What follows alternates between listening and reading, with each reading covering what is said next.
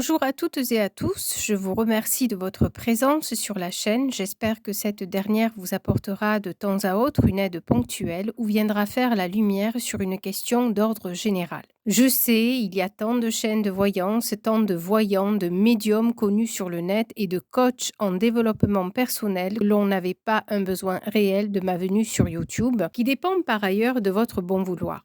Une chaîne, c'est exactement comme une plante, sans lumière, sans amour, sans attention, elle se meurt. Dans tous les cas, j'assume complètement ce risque car de vous à moi, je suis un animal très long à se développer, je me déplace à l'allure d'une tortue ou d'un escargot. Et bien que je sois Verseau, donc supposé être une avant-gardiste, j'ai pris mon parti d'arriver toujours après la fête. C'est ainsi et mon challenge n'est pas de gravir le podium, je n'ai pas de telles ambitions, mon challenge c'était d'apprivoiser toute seule avec mes neurones et mes craintes le monde de l'informatique. Cette technologie incontournable et indispensable qui, moi, m'a effrayée pendant des années. Mais suite au confinement et à ma grande honte, je me suis retrouvée chamboulée dans ma vie professionnelle et c'est là donc en 2019 que j'ai pris connaissance de toutes ces chaînes. Pour être tout à fait honnête, j'ai eu un mouvement de recul car je trouvais et je trouve toujours qu'il y a beaucoup d'abus. Puis j'ai souscrit à plein de chaînes de toutes sortes. Un matin, mes guides m'ont dit maintenant c'est ton tour. J'ai aussitôt fait la sourde oreille et je me suis détournée de toutes ces chaînes. J'ai repris ma vie d'avant qu'à un quart.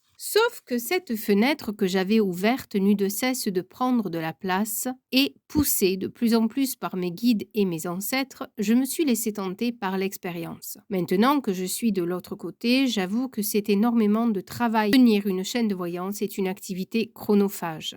Bien sûr, j'ai interrogé mon poteau Béline pour connaître le devenir de ma chaîne et la réponse obtenue alors se confirme et s'ancre dans la réalité. Le point positif, c'est tout d'abord pouvoir laisser libre cours à son imagination en termes de créativité, de montage de vidéos et aussi de pouvoir partager avec le monde de façon très modeste ma vision des choses, mon expérience et bien sûr les messages des guides et des défunts. À ce propos, je vous prie de m'excuser pour l'introduction un peu trop longue, mais j'aimerais donner mon ressenti sur qu'est-ce que la voyance, quand et pourquoi consulter et vers qui se tourner. Alors je ne vais pas m'attarder sur le rôle d'un médium, je l'explique dans mes vidéos. Je rappellerai juste ici qu'un médium est un pont, un fil conducteur entre deux mondes. Nous sommes là pour apporter des réponses, mettre de la lumière sur une situation obscure, mais je pense avant tout qu'un médium se doit de rester humble, ne pas se prendre pour un être supérieur. C'est un discours vulgarisé qu'on entend à tous les coins de rue, sauf que les tarifs des consultations souvent avoisinent ou dépassent des consultations de médecins spécialisés et, je pense,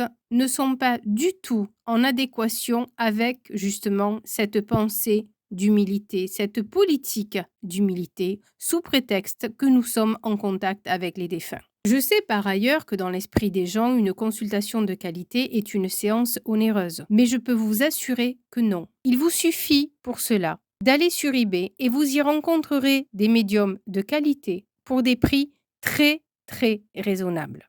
Ensuite, il faut prendre conscience en tant que consultant que dans la voyance, rien n'est figé, les choses bougent en fonction des décisions. Bien que nous soyons connectés à un autre plan, à une autre dimension, déjà, nous n'avons pas accès à toutes les informations. Un bon voyant est donc avant tout un voyant honnête, un voyant franc, qui ne vous délivre pas des prédictions avec affirmation, de façon péremptoire. Si après cette consultation, ce qui est souvent le but recherché, vous projetez dans ce futur et vous décidez de changer d'avis et de prendre votre vie en main pour orienter votre futur différemment, il est bien évident que la guidance délivrée n'aura plus lieu d'être. Sauf que, à la base, c'est grâce à ce futur prévisible que nous vous avons dévoilé que vous aurez l'opportunité de changer de direction. Ça, c'est pour ce que l'on appelle le petit destin. Maintenant, il y a les grandes étapes de votre vie, les grandes rencontres, les grands rendez-vous, les grandes croisées des chemins qui, elles, ont été déterminées avant votre réincarnation par votre âme. Ces rendez-vous, vous ne pourrez pas les éviter. Par contre, vous aurez toujours à votre disposition des outils divers et variés pour affronter ces obstacles, qui sont là pour faire grandir, évoluer votre âme. C'est ce qu'on appelle votre mission d'âme, votre chemin de vie. C'est la raison essentielle de votre venue sur Terre. Et quelquefois, il nous arrive, de par notre environnement socio-culturel, de nous éloigner de cette mission d'âme. Et là, bien évidemment, un médium peut vous aider à vous réorienter. Mais en aucun cas, il doit prendre les décisions pour vous. En aucun cas, il doit être impératif. En aucun cas, il doit vous ordonner. Vous êtes toujours maître de votre destin.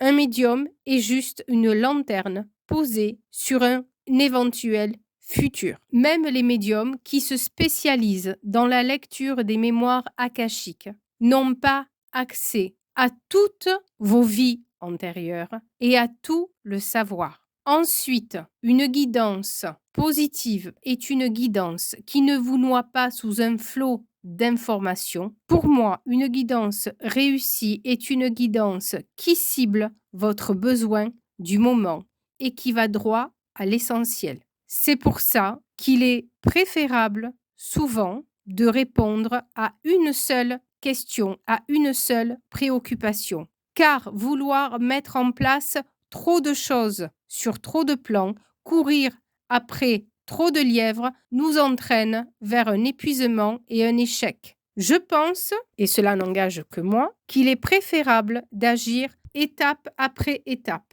C'est que le médium est là pour vous éclairer votre route. Nous ne sommes pas là pour vous tenir la main et mettre en place des actions qui vont justement bousculer votre vie et changer votre parcours. Nous sommes là uniquement pour vous apporter des réponses, en sachant, et ça c'est important aussi de le souligner, que nous n'avons pas toutes les réponses et que par le biais de notre interprétation, nous pouvons aussi parfois commettre des erreurs. Ensuite, je voudrais vous dire qu'une guidance doit infuser. N'oubliez pas que le médium voit essentiellement le futur. Il est évident qu'un voyant prédit des événements à venir, donc il est normal que cela ne résonne pas toujours avec vous. Surtout quand on vous annonce des nouvelles qui ne vont pas dans le sens de vos attentes ou que l'on vous dévoile des secrets. Avant de consulter un médium, assurez-vous d'être en état d'accepter toutes les éventualités. Sinon, je vous le dis honnêtement, sans agressivité, restez avec vos certitudes et ne gaspillez pas votre argent. Mais avant de condamner ou d'entériner une prophétie, je vous en prie, faites preuve de bon sens et attendez au minimum 3-6 mois. C'est pour cette raison qu'il n'est pas conseillé de consulter plus d'une fois par an, 2 fois grand maximum. Nous ne sommes pas des magiciens qui d'un coup de baguette magique peuvent réaliser vos souhaits. Et c'est souvent la confusion que vous faites. Si vous, en amont, vous ne faites absolument rien, toutes les réponses qu'un médium va pouvoir vous apporter seront vaines et resteront lettres mortes, puisque en amont, vous n'aurez pas activé la roue. La voyance n'est pas un amusement et un médium n'est pas non plus un psychiatre. Et il est très important de souligner qu'un médium, malgré toute sa bonne foi et sa sincérité, à vous délivrer des messages n'est pas parole d'évangile. Nous pouvons nous tromper, mal interpréter les canalisations ou nous tromper dans le temps. Pour finir, je vous demanderai de ne pas vous anesthésier le cerveau avec une indigestion de guidance générale qui ne sont rien d'autre qu'une vitrine pour le médium. Certaines personnes développent une addiction par rapport aux guidances générales qui pullulent sur Internet et en oublient de vivre leur propre vie. C'est un moyen pour certains de fuir une vie nourrie d'angoisse, de peur, ou pire, je mets en garde les personnes qui se ruinent dans les trusts où la minute atteint des records. Soyez vigilants.